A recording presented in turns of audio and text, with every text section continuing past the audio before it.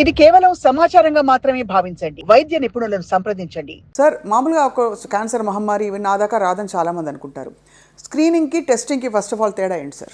Testing అంటే ఎవరికైనా కొన్ని సిమ్టమ్స్ ఉండి కొన్ని లక్షణాలు ఉంటే వాళ్ళు డాక్టర్ దగ్గరికి వెళ్ళినప్పుడు కొన్ని పరీక్షలు చేస్తాం, దాన్ని టెస్టింగ్ అంటారు. డయాగ్నోస్టిక్ వర్కప్ అంటాం దాన్ని, డయాగ్నోసిస్, రైట్. అంటే లక్షణాలు లేని వాళ్ళకి చేసేటువంటి టెస్ట్ని స్క్రీనింగ్ అంటాం. నేను అంతా బాగుంది, నాకు ఏమి ఇబ్బంది లేదు, no symptoms at all, hale and healthy అనుకున్న వాళ్ళు చేయించుకునే కొన్ని పరీక్షల్ని స్క్రీనింగ్ టెస్ట్ అంటాం, రైట్.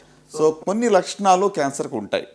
ఆ లక్షణాలు ఎవరైతే వచ్చినప్పుడు డాక్టర్ దగ్గరికి వెళ్ళి పరీక్షలు చేయించుకుంటారో దాన్ని డయాగ్నోస్టిక్ టెస్ట్స్ అంటాం. సో కనుక నేనేమంటానంటే లక్షణాలు వచ్చేదాకా కూడా వెయిట్ చేయకుండా మనం లక్షణాలు లేనప్పుడే కూడా కొన్ని టెస్టులు చేయించుకుంటే క్యాన్సర్ని మరింత ముందుగా గుర్తించే అవకాశం ఉంది. Right, right. అంటే అర్లీ డిటెక్షన్ సేవ్స్ లైఫ్స్. ముందశలో క్యాన్సర్ కనుగొనడం అందరికీ తెలిసిన సత్యం ఇది, అంటే నేను కొత్తగా చెప్పేది ఏం కాదు. కానీ how can we do early detection, ఎలా చేయగలం? సిమ్టమ్స్ వచ్చాక చాలాసార్లు ఏమవుతుందంటే కొన్ని క్యాన్సర్లో సిమ్టమ్స్ వచ్చేటప్పటికి లేట్ అయిపోతుంది. అవును, అప్పుడు కూడా స్టేజ్ దాటిపోయే అవకాశాలు ఉంటాయి. మొన్నే కదా నాకు ప్రారంభమైంది కడుపు నొప్పి, లేకపోతే మొన్నే నాకు వామిటింగ్ వస్తుంది, మొన్నే నాకు ఈ మధ్యనే జస్ట్ 1 monthలో వెయిట్ లాస్ అయిందని అంటూ ఉంటారు. సో కనుక అంతవరకు వెయిట్ చేయకుండా కూడా కొన్ని క్యాన్సర్స్కి సిమ్టమ్స్ లేకముందే కూడా స్క్రీనింగ్ టెస్టులు చేయవచ్చు. కరెక్ట్. సో అది మెయిన్ డిఫరెన్స్. మీరు అడిగిన ప్రశ్న మరొకసారి సింపుల్గా చెప్పాలంటే, ఏ లక్షణాలు లేకుండా ఉన్నప్పుడు చేసే పరీక్షలను స్క్రీనింగ్ అంటాం, లక్షణాలు ఉన్నప్పుడు చేసే పరీక్షలను డయాగ్నోస్టిక్ టెస్ట్ అంటాం. ఇవాళ రోజుల్లో స్క్రీనింగ్ చేయాల్సిన అవసరం బాగా పెరిగిపోయిందని మీరు చెప్తున్నారు కదా sir, so that early detection is possible అని. సో ఏ డెమోగ్రఫిక్ ప్రొఫైల్ వారు, లేదు ఏ వయసులో ఉన్నవాళ్ళు, ఎలాంటి వాళ్ళు చేయించుకోవాలి స్క్రీనింగ్? షూర్ అండి. అంటే స్క్రీనింగ్ టెస్ట్ అనేటువంటిది ప్రతి క్యాన్సర్కి కూడా చేయలేం. ఒక 200కి పైగా క్యాన్సర్ రకాలు ఉన్నాయి. సో అన్ని క్యాన్సర్లకి మనం స్క్రీనింగ్ టెస్టులు చేయాలంటే జరగని పని. ప్రతిరోజు కూడా నాకు ఏదో క్యాన్సర్ వస్తే భయంతో బ్రతకాల్సిన అవసరం లేదు. రైట్. సో కనుక మోస్ట్ కామన్ సర్వసాధారణంగా కనబడే క్యాన్సర్స్కి మాత్రమే స్క్రీనింగ్ టెస్ట్ చేస్తాం. అది కూడా పాపులేషన్ బేస్డ్. ఎక్కువ మందిలో ఎక్కువ సాధారణంగా కనబడే క్యాన్సర్స్కి మనకు స్క్రీనింగ్ టెస్టులు అందుబాటులో ఉన్నాయి. ఉదాహరణకు ఆడవాళ్ళలో మీరు చూస్తే రొమ్ము క్యాన్సర్ నెంబర్ 1 రండి. ప్రతి 8 మందిలో ఒకళ్ళకి రొమ్ము క్యాన్సర్ వచ్చే అవకాశం ఉంటుంది. అంటే మనకున్న జనాభాను మనం చూస్తే చాలా హై నంబర్, అది లైఫ్ టైంలో వచ్చే రిస్క్. అవును. సో ఇండియన్ కాంటెక్స్ట్లో 1 in 26, 1 in 28 అని అంటాం, కానీ బట్ మన డేటా కరెక్ట్గా లేదు. రైట్. సో కనుక రిస్క్ డెఫినెట్గా హై ఉంది, పాపులేషన్ కూడా చాలా ఎక్కువగా ఉంది. సో కనుక రొమ్ము క్యాన్సర్కి స్క్రీనింగ్ టెస్టులు అందుబాటులో ఉన్నాయి.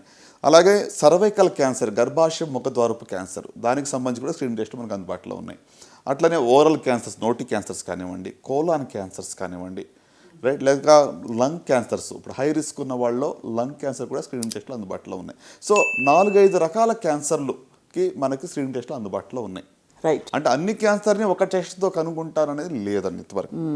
మల్టీ క్యాన్సర్ డిటెక్షన్ అని చెప్పి ఒక రీసెర్చ్ నడుస్తూ ఉంది అమెరికాలో. ఇంకా దానికి ఇంకా చాలా టైం పడుతుంది. అంటే బ్లడ్ టెస్ట్తోనే మొత్తం బాడీలో ఏ క్యాన్సర్ ఉందని తెలుసుకునే స్టేజ్లో మనం ఇంతవరకు రాలేదు. Right, right, right. సో కనుక ఆడవాళ్ళలో కొన్ని క్యాన్సర్ మనం చూసాం. రొమ్ము క్యాన్సర్ కానీ, గర్భాశయ ముఖద్వారపు క్యాన్సర్ కానివ్వండి, పెద్దపేగు క్యాన్సర్ కానివ్వండి, ఓవిరియన్ క్యాన్సర్ కానివ్వండి, లంగ్ క్యాన్సర్ కానివ్వండి, వీటికి కొన్ని టెస్టులు మనకి అందుబాటులో ఉన్నాయి. అలాగే మగవాళ్ళలో చూసినట్లయితే మరి ప్రోస్టేట్ క్యాన్సర్ సర్వసాధారణంగా ఉంటుంది. దానికి సింపుల్ బ్లడ్ టెస్ట్ ద్వారా కానీ మనం స్క్రీనింగ్ చేయొచ్చు. సిమ్టమ్స్ లేకుండా 50 సంవత్సరాలు పైబడిన వాళ్ళకి ఒక సీరం ప్రోస్టేట్ స్పెసిఫిక్ యాంటీజెన్ చేస్తే సరిపోతుంది. ఇప్పుడు ఆడవాళ్ళు మనం ముందుగా అనుకున్నట్టుగా ఇప్పుడు మ్యామోగ్రఫీ అండి, 40 సంవత్సరాలు పైబడిన వాళ్ళు ఒకసారి మ్యామోగ్రఫీ చేయించుకోవాలి. అంటే నాకున్న పెయిన్ పాయింట్ ఏంటంటే, ఈవెన్ ఎడ్యుకేటెడ్ పీపుల్లో అర్బన్ ఇండియాలో కూడా మనం చూస్తే 1% కన్నా ఎక్కువ స్క్రీనింగ్ చేయించుకోవటం లేదు.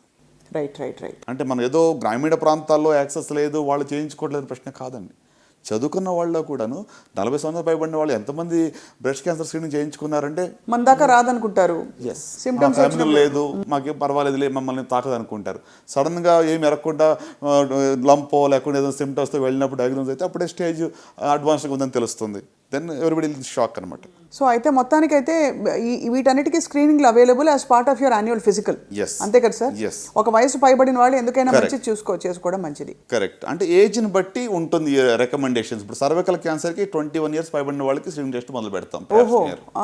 వన్స్ ఎవ్రీ 3 years చేస్తే సరిపోతుంది. లేక HPV testing, human papilloma virus testing, అది కూడా వన్స్ ఇన్ 5 years చాలు. అలాగే మ్యామోగ్రఫీ 40 సంవత్సరాలు పైబడిన వాళ్ళు, కొలోనోస్కోపీ అనేటువంటిది 50 సంవత్సరాలు పైబడిన వాళ్ళు ఒకసారి చేయించుకుంటే 10 ఏళ్ళ దాకా మళ్ళీ చేయించుకోక్కర్లా.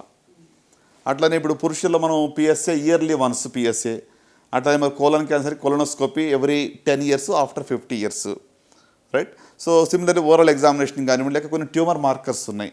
సో అంటే నేను అనేది ఏంటంటే don't wait for the symptoms, లక్షణాలు వచ్చేంత వరకు వెయిట్ చేయొద్దు. రైట్. డెఫినెట్గా we will discuss and what symptoms ఏంటి కూడా మనం డిస్కస్ చేయబోతున్నాం. Correct. కానీ లక్షణాలు రాకముందే మనం కొన్ని పరీక్షలు చేయించుకుంటే ఖచ్చితంగా ముందశలో కనుగొచ్చు.